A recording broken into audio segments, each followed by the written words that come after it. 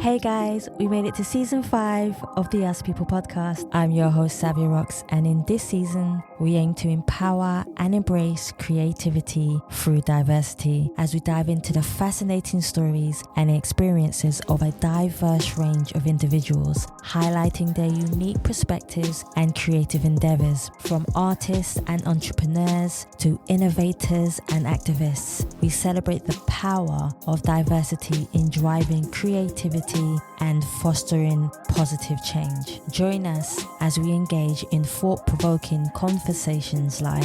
I made myself intentionally homeless in pursuit of my purpose. We're aware that a lot of people want to present and they were in my position, and what's worse, they weren't a white male, which is a joke that's even still a thing. I think my family never ever say you can't do something, so full of support for whatever dream. If I said tomorrow I want to fly to the moon, they'll probably say I wish you all the best, Mel. So guys, I just want to say thank you for supporting the Us People podcast for the past 5 years, and we look forward to sharing another new theme song with you. Let's go.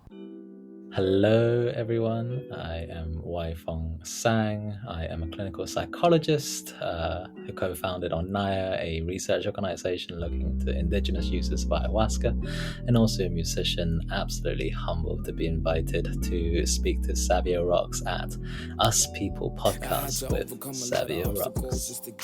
Hey guys, and welcome to another episode of the Us People podcast. I'm your host Savia Rocks, and today I'm humbled to have WaiFung here with me, who is a clinical psychologist and also a beautiful musician. Because when I was doing my research, I always love to know more about what a person does and how they do it and why they do it. So I want to welcome you on the Us People podcast show, and thank you so much for connecting with me today.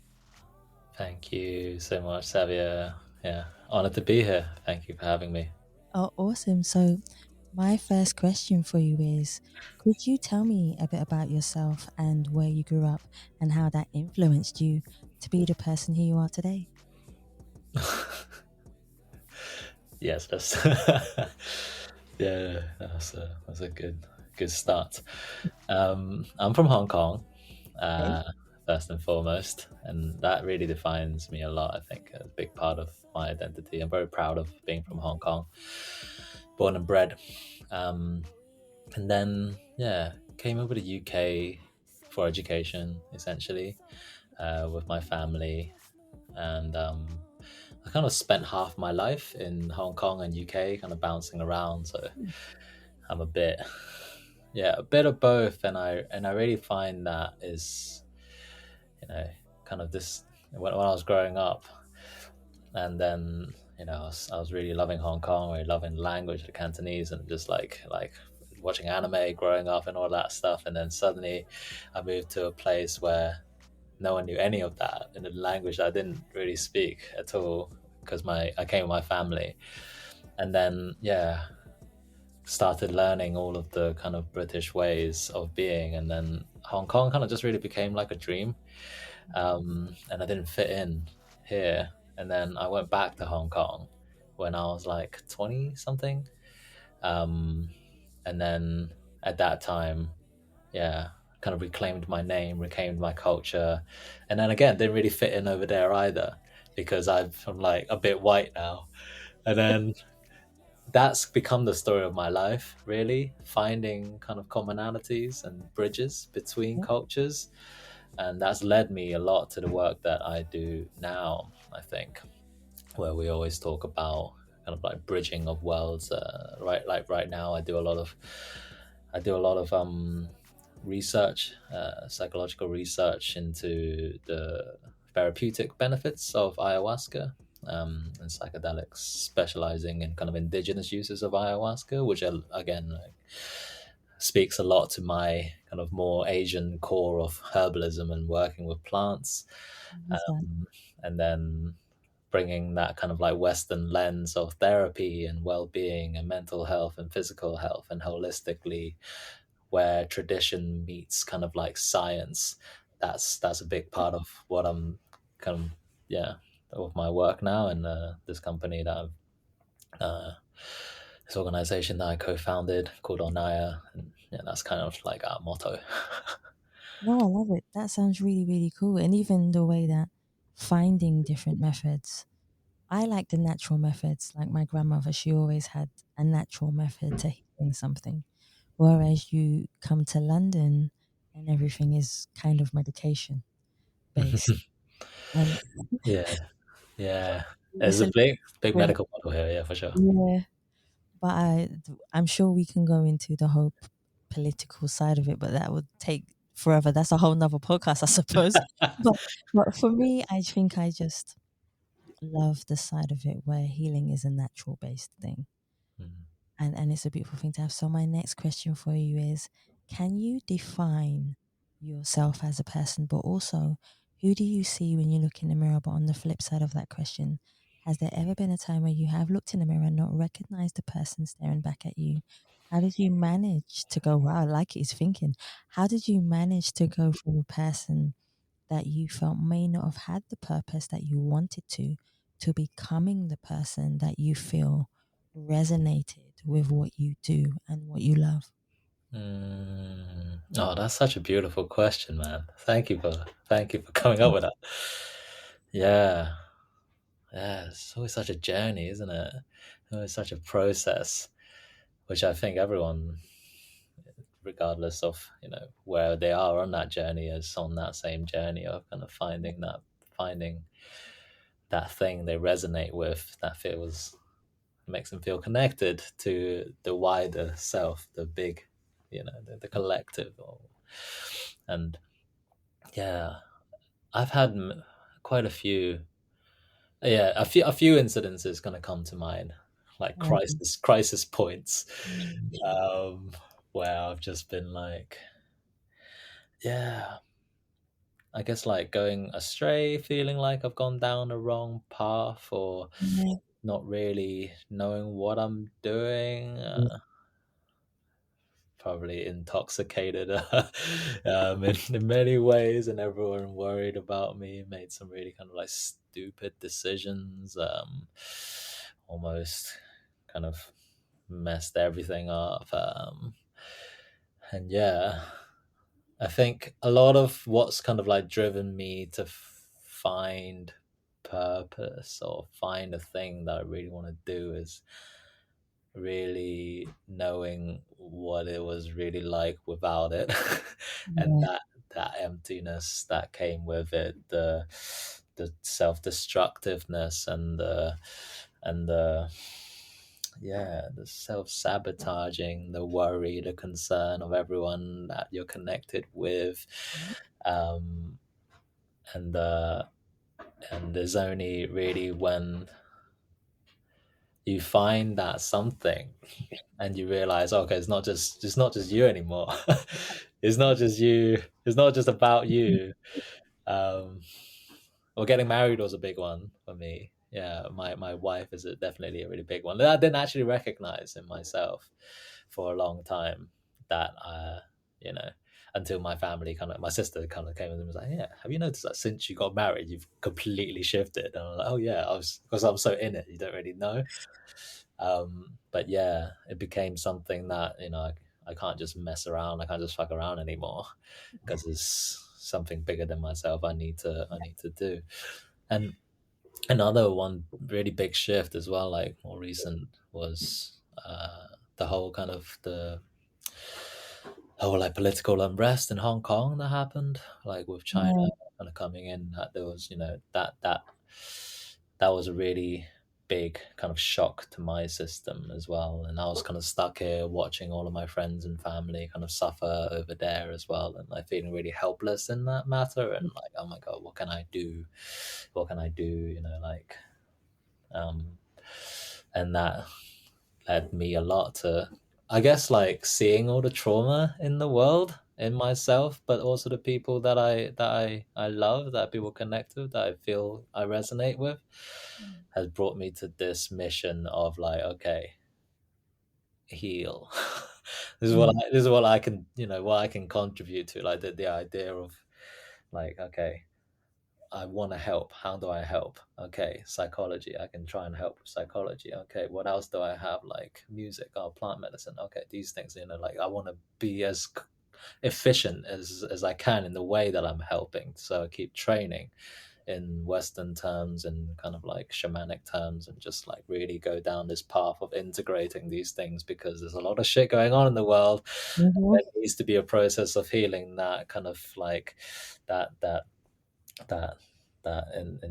ensues from that situation. So I guess when I found that path, it felt like something a lot more sustainable. Okay, this is something that I feel a lot of meaning from, despite the kind of peaks and valleys, and I don't know, there's a lot of challenges along the way, but then I still kind of get up and I'm like, yeah, this is sick. This is clearly amazing, and I'll just keep doing that thing.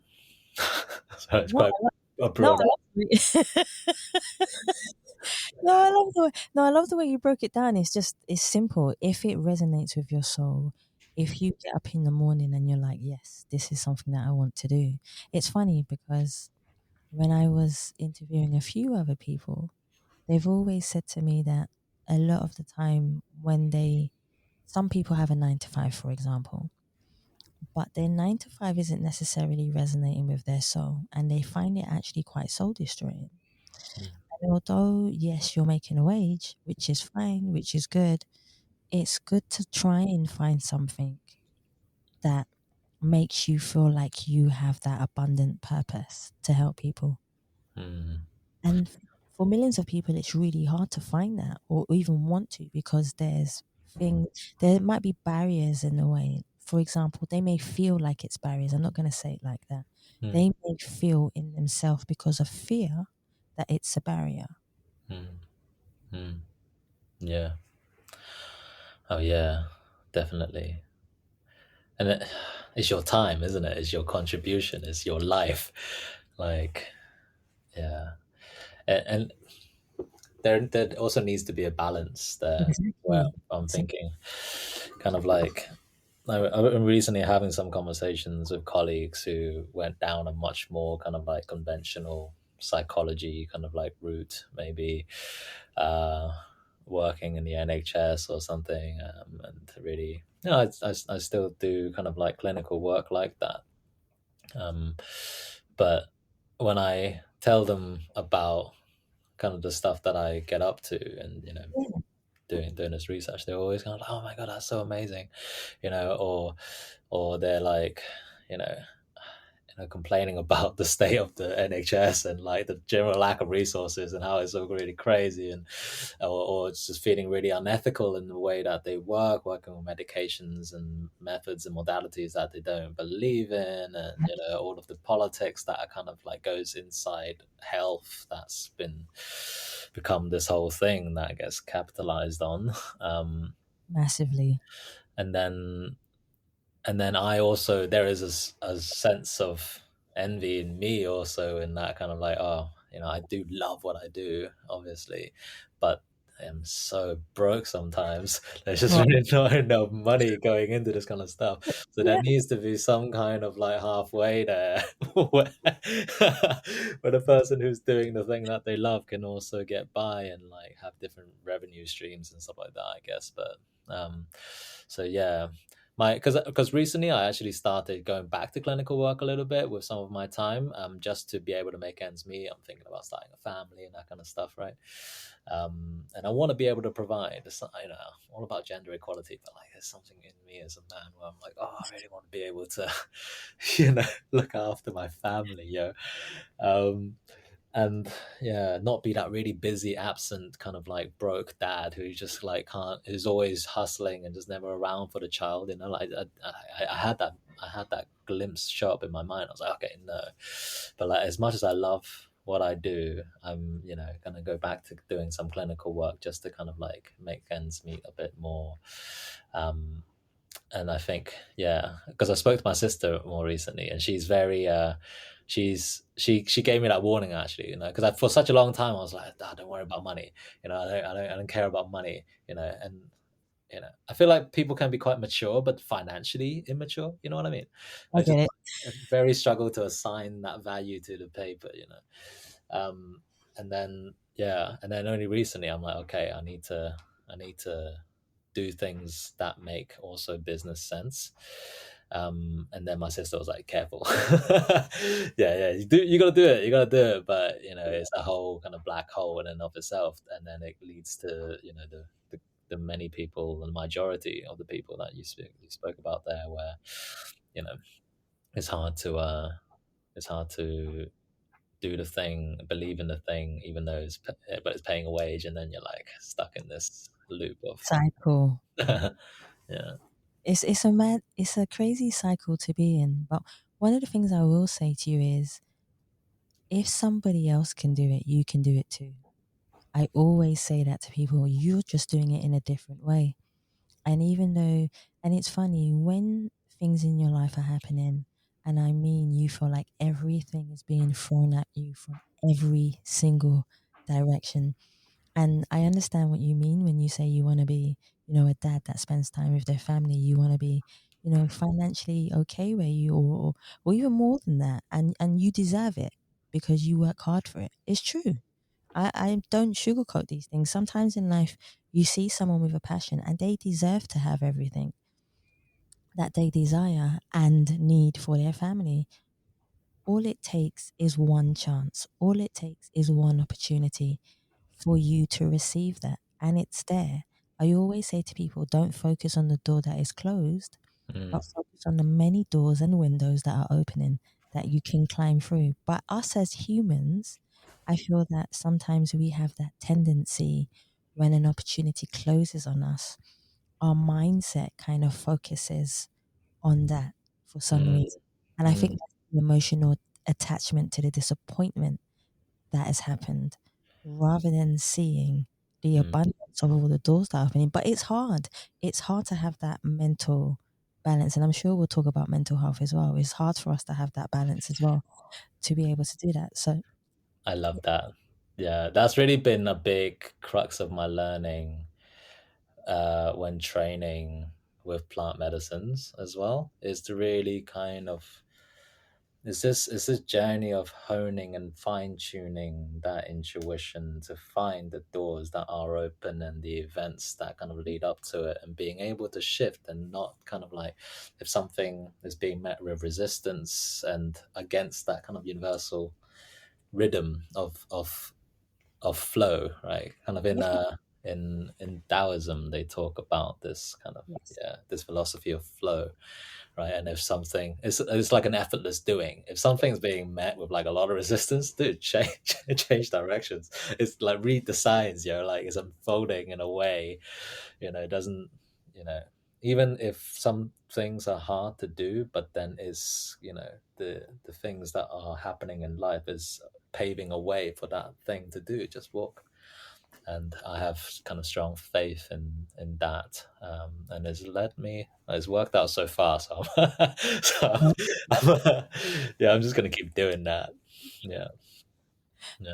I would love to know more about what you do in the terms of plant medicine, and because there's a lot of people that actually don't understand Mm. plant medicine at all because they're so used to the Western world and how the Western world runs and does things. If you would like to share, I would love for you to be able to share what you do and how you do it as your profession in your way. Mm. Yeah, and there are so many ways as well, but happy to share mine. I think, like it, yeah, it herbalism and plant medicines, can be quite prescriptive, and it has been used in that way for a long time, and especially with this whole renaissance of psychedelic research. There's a lot of unethical stuff happening in this space, right? Yes. There's a lot of big pharma wants a part of it. They're trying to isolate these kind of chemicals, the psilocybin, the DMT, and trying to turn it into a pill and ayahuasca and all of this stuff, right? And I guess what really draws me to plant medicine is, also as a psychologist, like a big part of it is the culture, is the ritual, is the ceremony, is the connection with the plant, Yes. Yeah. beyond the actual psychedelic itself. And I guess like even I specialize in ayahuasca, and like ayahuasca is so interesting because it has such a rich history of use and communal use and ceremonial use, compared to other psychedelics. And that kind of like, I guess like the collective tradition, hundreds if not thousands of years people have been using this thing, have, when people talk about ayahuasca, they don't just think of the plant, they don't just think of the tea, is the ceremony, is that connection, is the dietas, is how you, is the icaros, is the songs, is the kind of like your connection to nature, the connection to kind of biopsychosocial kind of spiritual. It's a very holistic kind of process. So when I think of kind of plant medicines, like I think a lot about the, I guess like the intuitive nature of it. And I think a lot about kind of like the energetic nature of it, and how kind of plants kind of communicate, I guess, with us. And yeah, I'm like, as I've been doing this research around, I'm trying to learn like the language to communicate these very kind of abstract kind of concepts.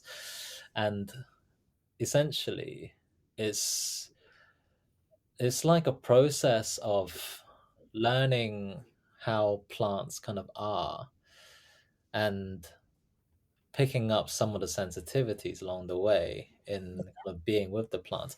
So one way like that helps me kind of conceptualize it, you know how when you spend loads of time with anything, you kind of just become that thing, you kind of assimilate with that thing. Like if it's my wife or my co-worker or like Facebook or whatever, I'm just like, you finish each other's sentences. Even animals, right? You kind of you pick up each other's emotional states and imitate each other's behaviors.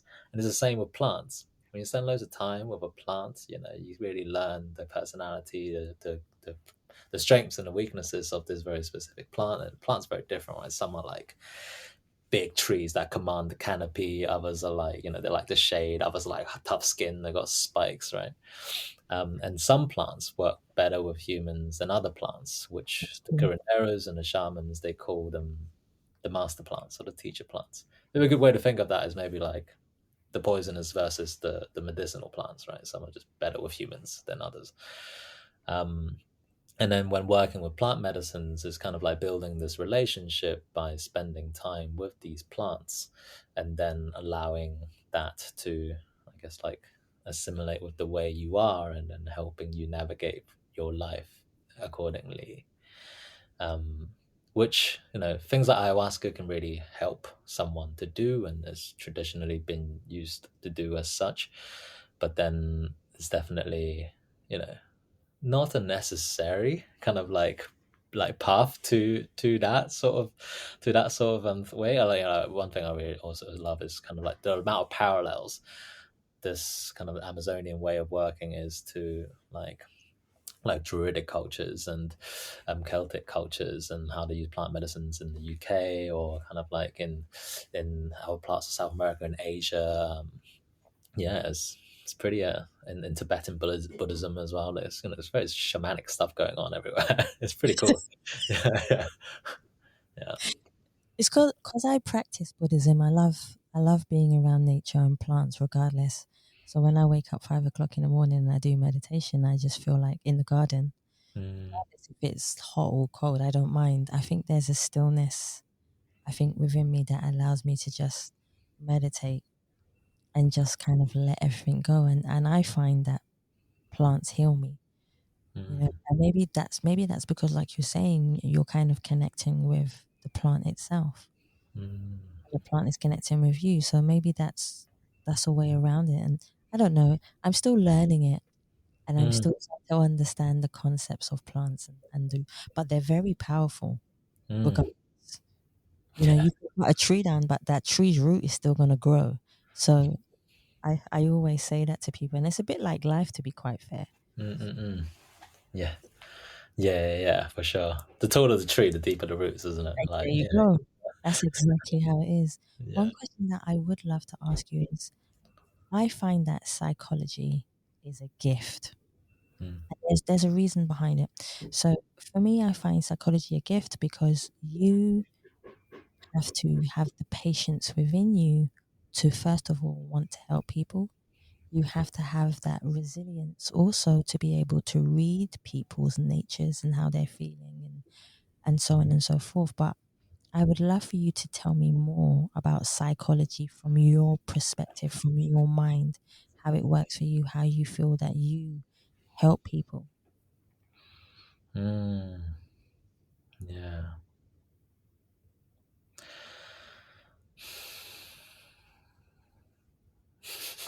Such big questions. I'm into it. Yeah. The first thing that came to my mind is like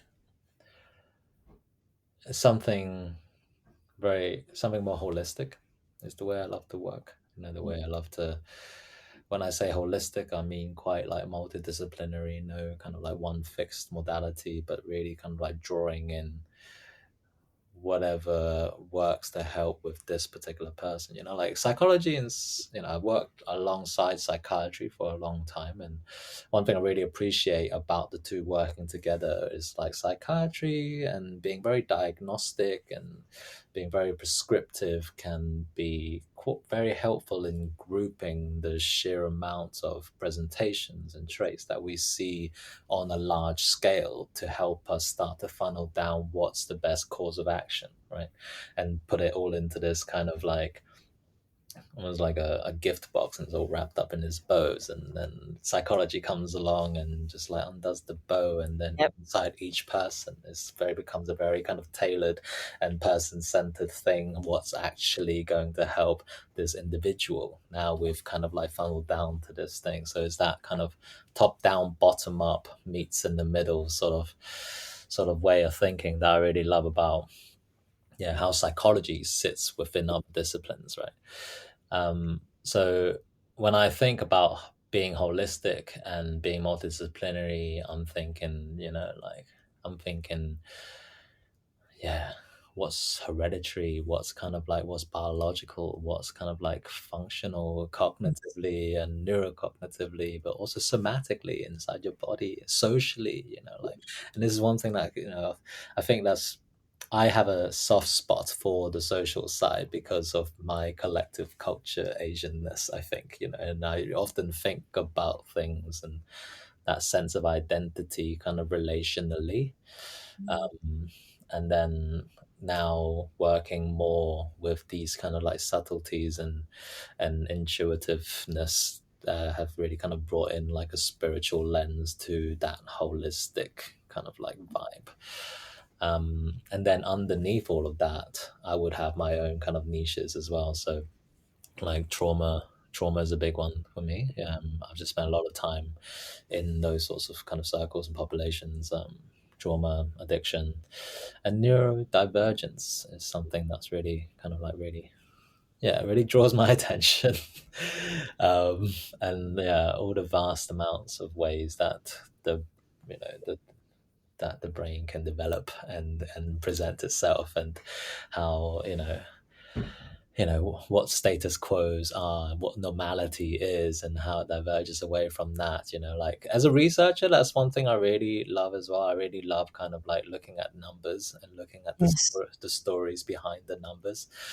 And when I when I think about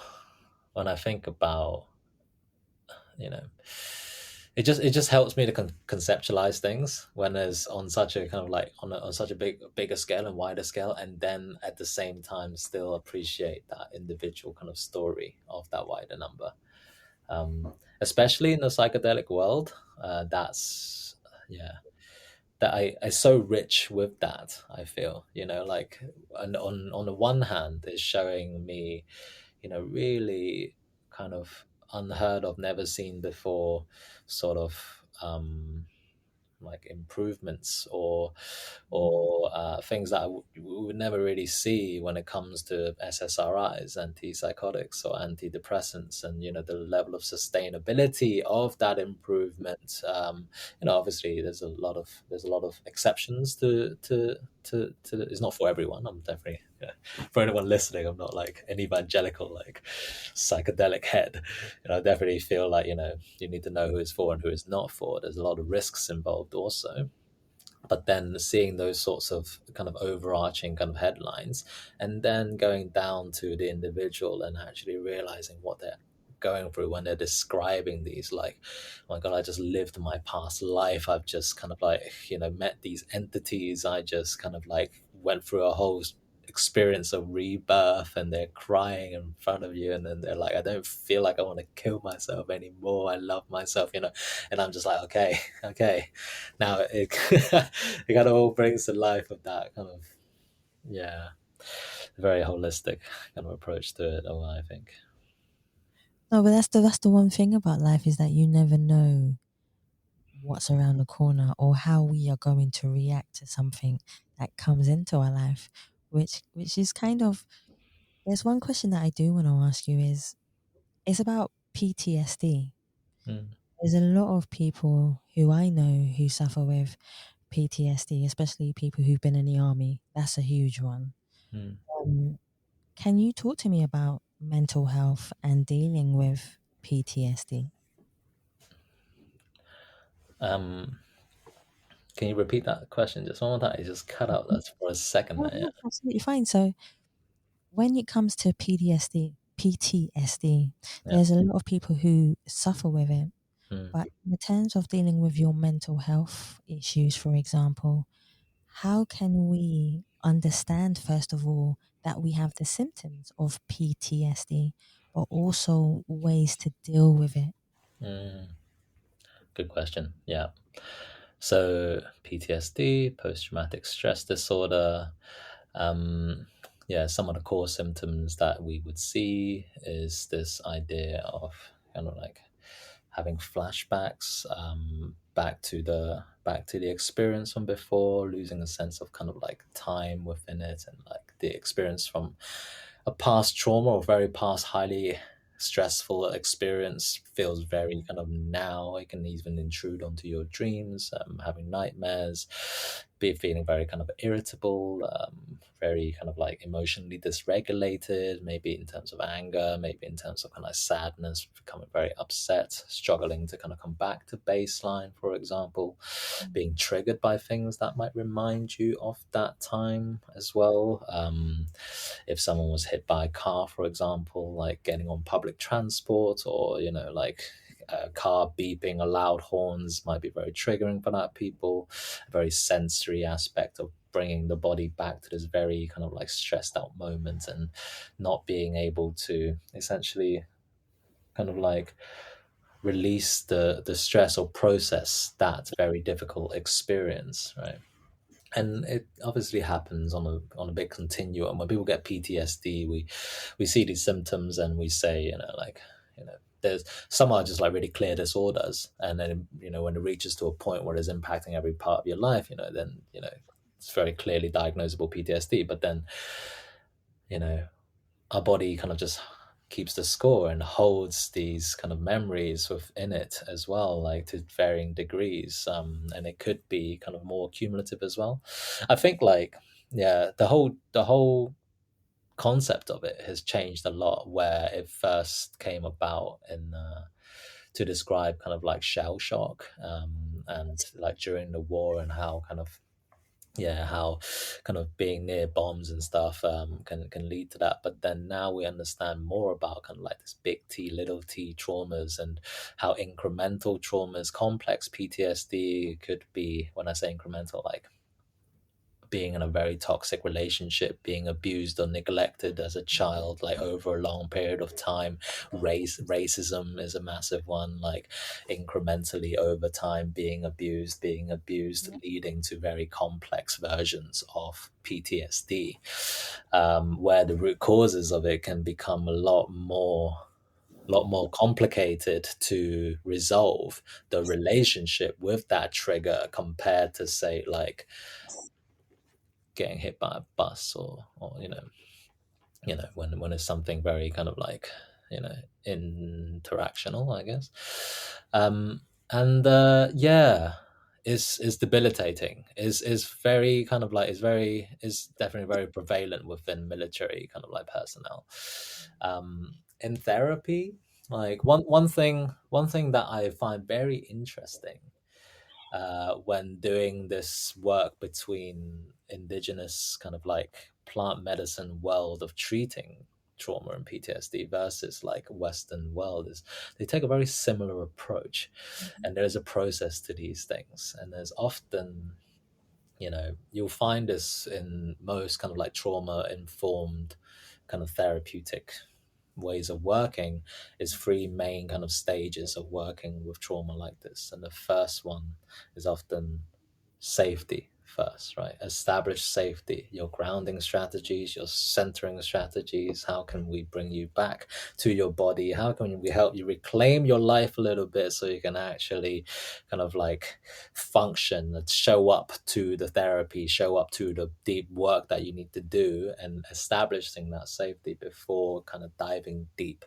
into the wound itself, right? Into the triggers and into the memory. We call it the memory work or the reliving work when it comes to trauma focused therapies, before hopefully, working with rekindling those relationships with those really difficult triggers and memories.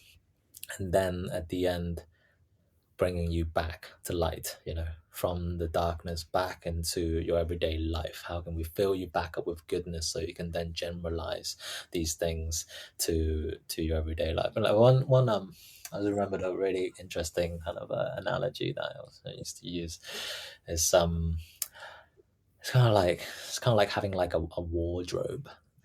And then when you open the wardrobe and there's like a big duvet that's just been like crammed in there or something, like loads of stuff, and it's just too big for it and it just all falls out. And then, well, how do you deal with that situation, right? So what you do in that situation is you kind of like, you clear the space, you kind of open the wardrobe, you take the thing out and you fold it, you open it all up and then you fold it and then you put it in an orderly fashion so you can put it back so it becomes more controllable every time you need to kind of like access this thing. So yeah, is a very kind of like similar way of working in indigenous kind of like practices as well, and through the process of a few ceremonies, well, for some people more maybe, then there'll be like a ceremony for safety, ceremony for kind of clearing and protecting and grounding, a ceremony for kind of like deep energetic work, and then like towards the end is often like a ceremony for lifting you back up to the canopy of the spirits, filling you with good stuff, and then you can go back onto your way, and yeah, we see that. Yeah, so I do a lot of work with military PTSD in the jungle, with this charity called Heroic Hearts Project. They're great. They're like a charity based in the US who helps people, military veterans with PTSD, access alternative treatments when they are treatment resistant themselves. And they've tried many things and they've got PTSD, maybe they've got traumatic brain injury, other kind of conditions acquired from the military. And then they will come to drink ayahuasca and go through this treatment, this series of treatments at the research center, the Riospo Research Center, Ayahuasca Foundation, where we do the research out in Peru. And yeah, seeing some like harrowing stories and some really, thus far, like really beautiful results. One really interesting thing I want to just add here is, I first went into it thinking, okay, military personnel with PTSD coming through is, we're here to work with kind of combat trauma, like deployment trauma going out and fighting. But what's actually really surfacing from the ceremonies, from the anecdotal kind of reports and everyone, is basically like, is pretty much all childhood stuff. and it's all kind of like neglect and abuse from parents, lack of like close family members, and not prevalence wise, actually much less kind of reports of combat trauma, and actually it's all stemming from childhood, and this whole journey essentially of like putting themselves in a position where they find that kind of like camaraderie with their platoons, got their kind of brothers and sisters backs dying together on the war field, on the battlefield, and that sense of camaraderie is really big when we see the veterans kind of in ceremony together. So I guess that's one thing that I really take away from this kind of like this prevalence of PTSD and propensity to be drawn towards kind of like risky and highly kind of like traumatic kind of incidences often comes from kind of like much earlier on kind of maladaptive like ways of relating and understanding and regulating, and is already kind of this bedding of trauma before it gets to that sort of level. So look after your kids. A really interesting way of how you put that. A lot of people might find it actually even difficult to comprehend it, but when they listen to it, they'll take away things from it that will actually help them. I hope so. No, most definitely. I want to go on to music because I know that music is also a big part of who you are. So one of my questions that I love to ask is, if there was one song that was the soundtrack of your life, what song would you choose and why would you choose that particular song? He's cracking up. I love this. Oh man, I think it would. My answer would have changed like throughout like different stages of my life, but there's Yes. always been one track that I kept telling myself, "Oh man, this is the song I want at my funeral or something." Do you know a guy called Nujabes? Nujabes. Nujabes. He's a Japanese kind of like producer, and he's got this track called "Lovesick Part 2." I'm gonna listen to that now. Yeah, it's a very good track. It's very poetic. It's like the godfather of lo-fi kind of hip hop. He just samples and samples and finds like amazing rappers to come. So yeah, that was that track first came to mind because it's like the whole song is like it's a beautiful beat, and then the whole thing is just it's a prayer to it's a prayer to a partner, but then a prayer to the universe, and this whole thing is just all very kind of like circular, and I really that's the track. People can check it out if they hear this.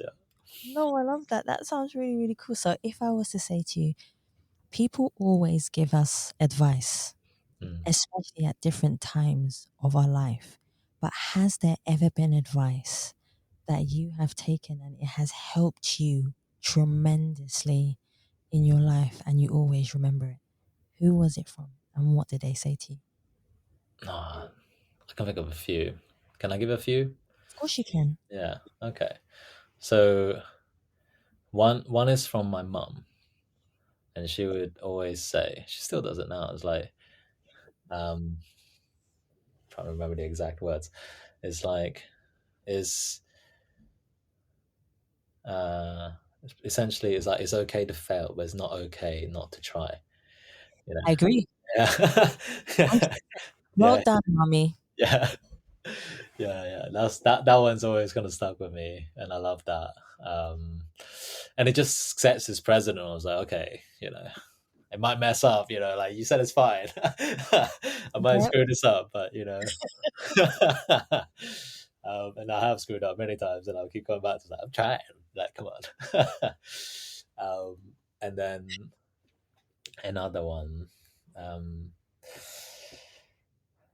This one needs a bit more deciphering. This one's from my father, but like there's a very kind of like Asian parent, sort of like kind of holier than thou sort of thing. Now I look back on it, but he always used to say kind of like to serve, not to be served, right? To Yes. kind of like to look after Your others.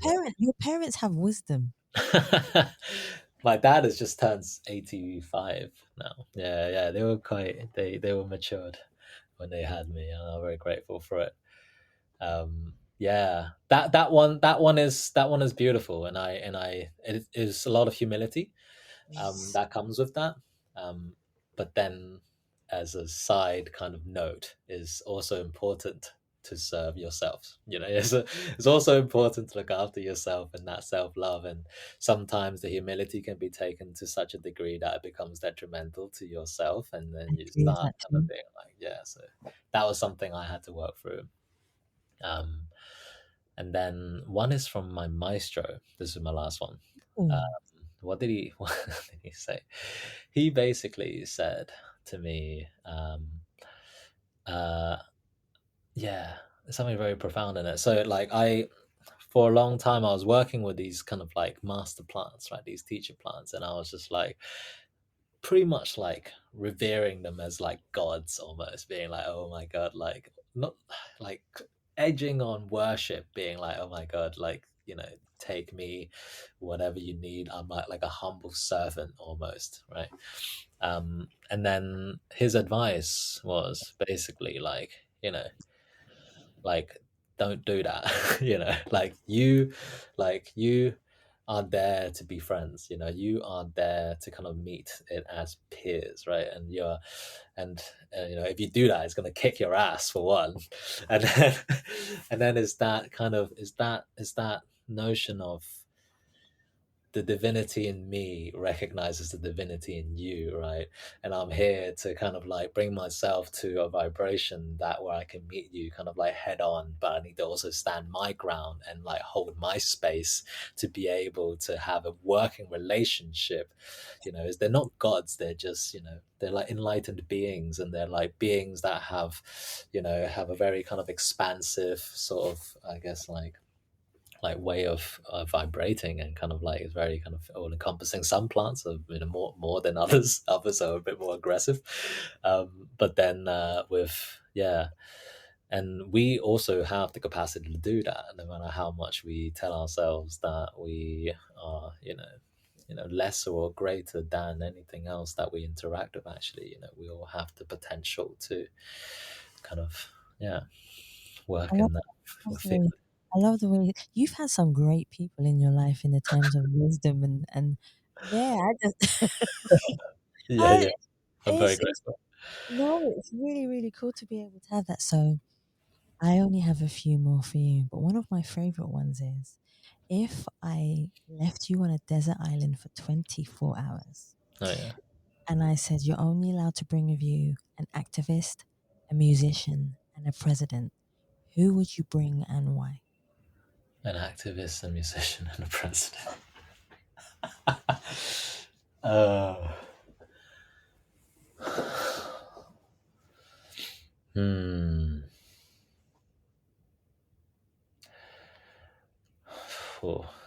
this is hard. An activist.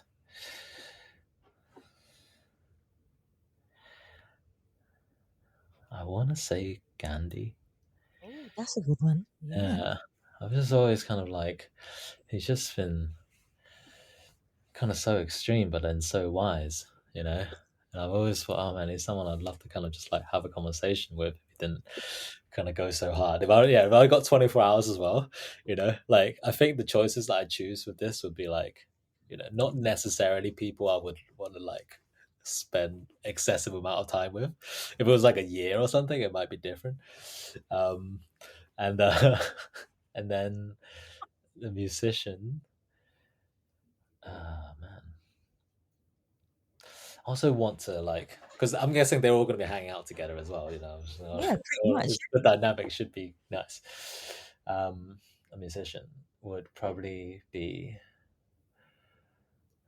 Man, I have been.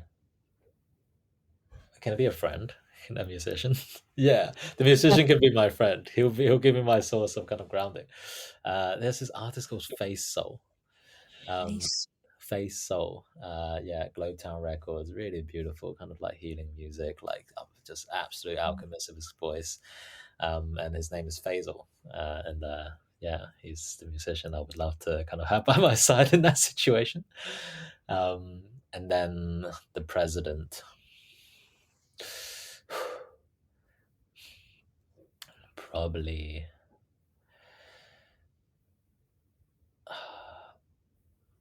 Can it, like, when you say president, you mean like US?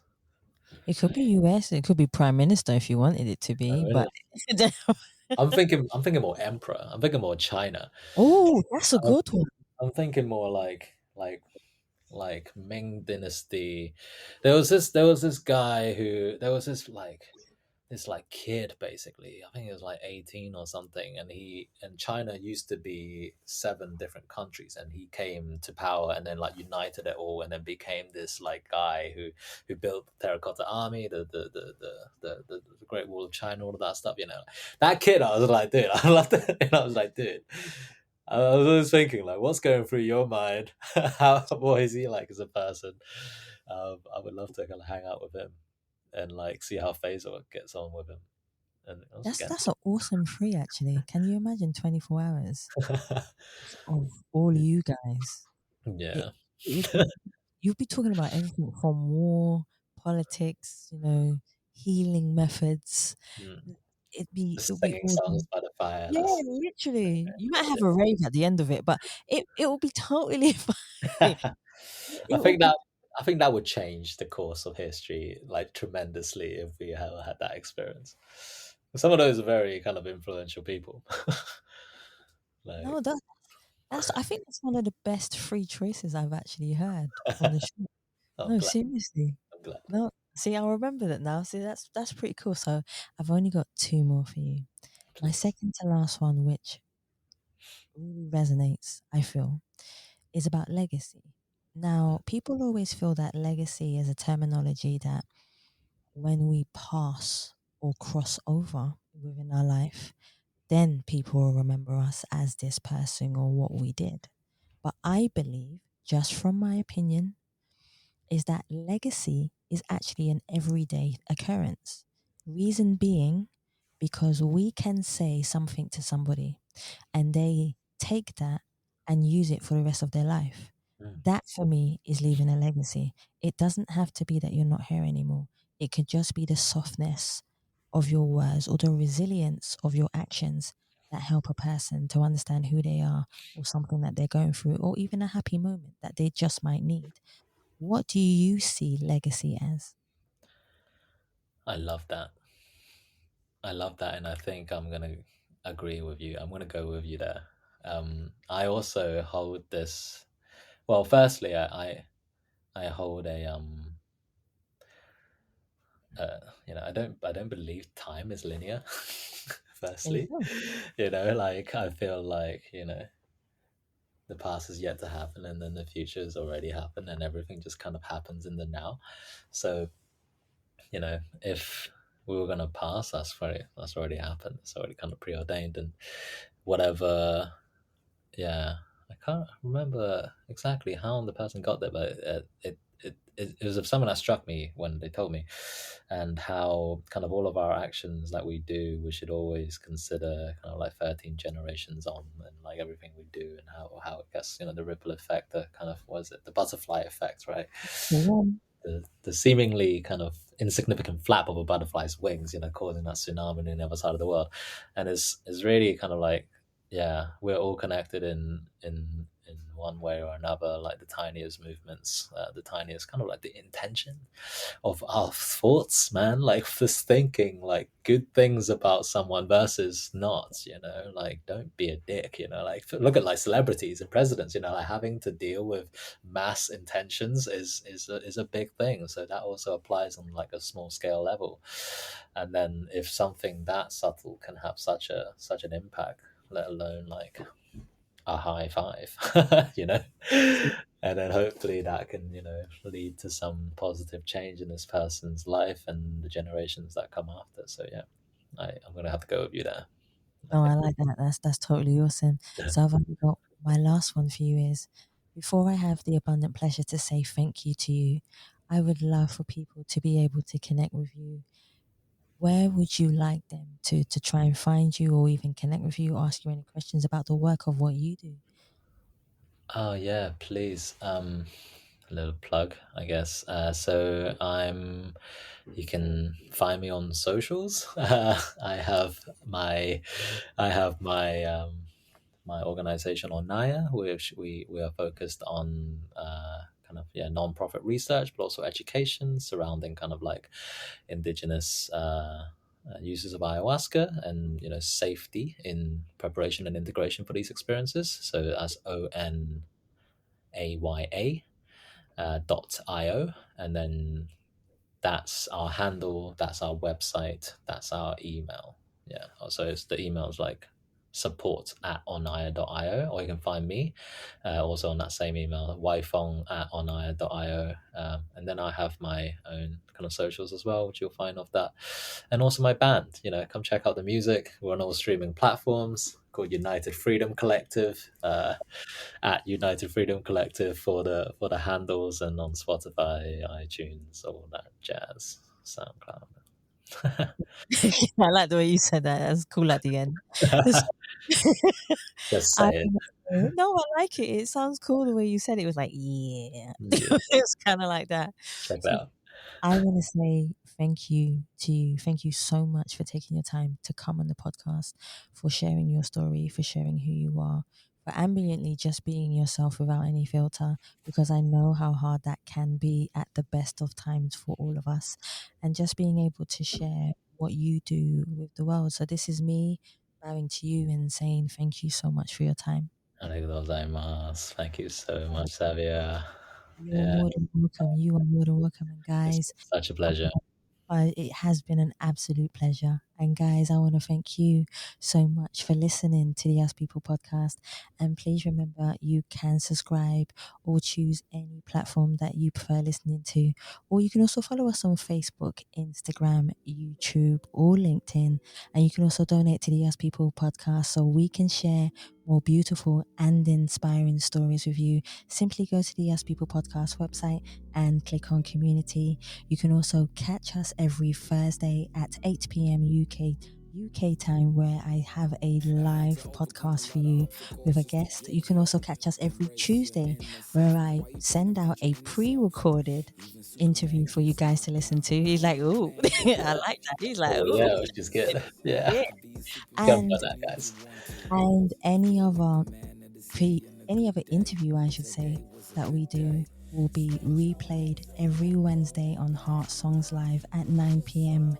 UK time. And this is where I say, guys, thank you so much for listening. Stay happy, stay positive, and as always, from me, please continue to be kind to one another. Take care.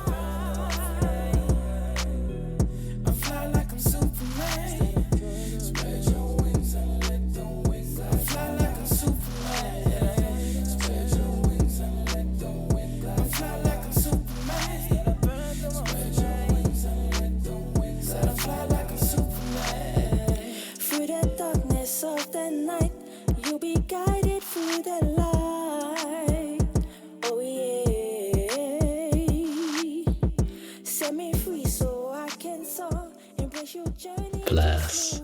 Oh man, what a beautiful closing. That was beautifully done, man. Very, very nice. Thank you so much. And again, it felt just like, felt so heart-opening to talk to you. And so, you really created a beautiful space to allow that kind of vulnerability as well. So yeah, very good at this. Keep doing that.